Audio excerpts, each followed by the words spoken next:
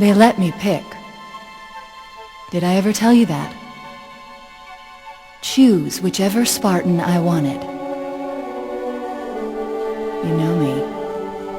I did my research, watched as you became the soldier we needed you to be. Like the others, you were strong and swift and brave. A natural leader. But you had something they didn't.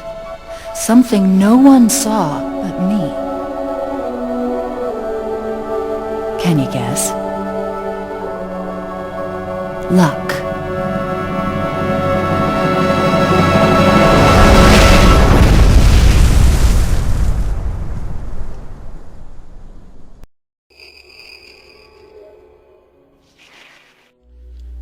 If there's one name that's hotter than anything in the video game industry, it's Halo. Add a 3 to the end of that title, and you've got the most anticipated piece of software in video game history. The real question that was hanging over everyone's head, fans or none, is, does Halo 3 live up to the hype? That's not a question that any one person can answer, but I will say that Halo 3 will not disappoint you in any way, whether you're a die-hard, lifeless fanboy, or a more casual Sunday afternoon recreational gamer.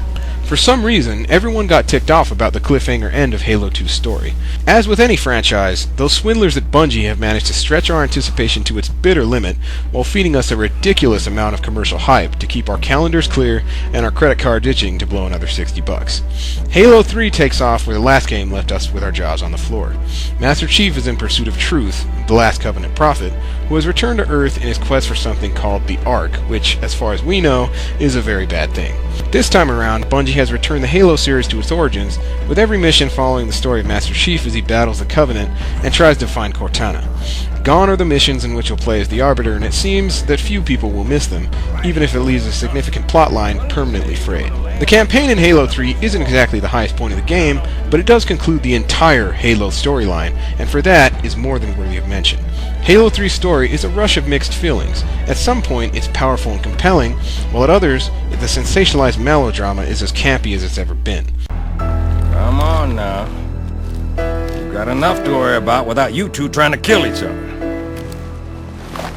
Were it so easy. The single player consists of 9 well-crafted missions. 8 well-crafted missions.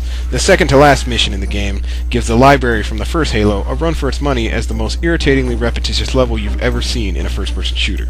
Aside from that, the campaign hits all the right notes, and the action maintains an excellent level of pacing as you fight your way from one group of the Covenant army to the next.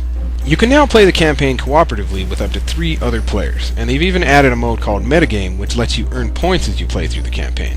And if you found any of the skulls hidden throughout the missions, you can activate them for point multipliers at the cost of increased difficulty. Weapons and vehicles, as with any game in the series, are abundant as ever in Halo 3. You'll find all of your favorite classics, plus a few new toys that'll go down as instant favorites for anyone who loves a good boomstick and a pimped-out ride. My personal favorite has got to be the Gravity Hammer, which is 10 times cooler than the Energy Sword, and if you're really good, can send enemies flying out of sight, as well as anything else. Obviously, the most attractive facet of the Halo franchise in recent years has been its competitive multiplayer, and that's not going to change with Halo 3. There is so much to enjoy about Halo 3's multiplayer that I'm almost baffled as to where I should begin. The game comes with 11 well-balanced maps, excellent matchmaking and stat tracking, as well as the options to further modify your online character's appearance more so than you ever could in previous games. Your stats and experience allow you to unlock new armor to wear, as well as Xbox 360 achievements. Matches and playlists all feel like well-rounded strategic setups, with the weapon and vehicle placement balancing the experience perfectly. Notable among the new modes is a game type called Infection, which stands out as one of the best additions to the entire game.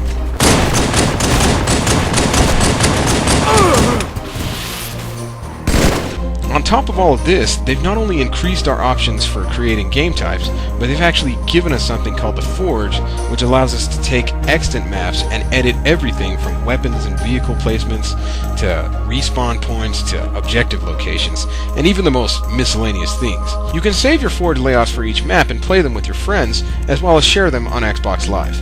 You can even invite your friends to play matches inside of the Forge while you're editing a map. inevitably leading to a lot of tanks being dropped on people's heads. There's also something called the theater, which is pretty self-explanatory, but it's one of the most interesting and useful things I've ever seen in any game. Halo 3's theater temporarily saves games you've recently played and stores them on your hard drive. These files hardly take up any space, and you can look through your recently played games to decide which one you want to permanently keep. You can watch each game, cycle through the viewpoints of each player, and even detach the camera to look around the map in whatever way you want to watch things go down. You can party up and watch different clips with your friends, or share your recorded clips through Xbox Live.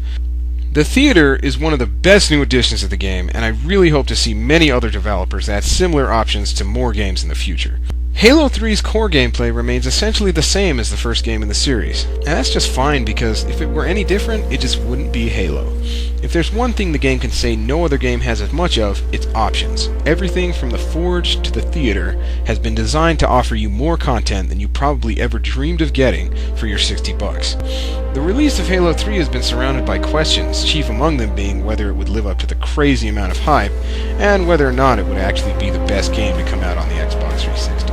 As I stated earlier, no one person can definitively answer those questions, but in the end I think the best answer would be, who cares? Playing Halo 3 for yourself will reveal what it has to hundreds of thousands of other gamers, and that is that regardless of what it lives up to, Halo 3 is a must-have game for anyone who owns an Xbox 360.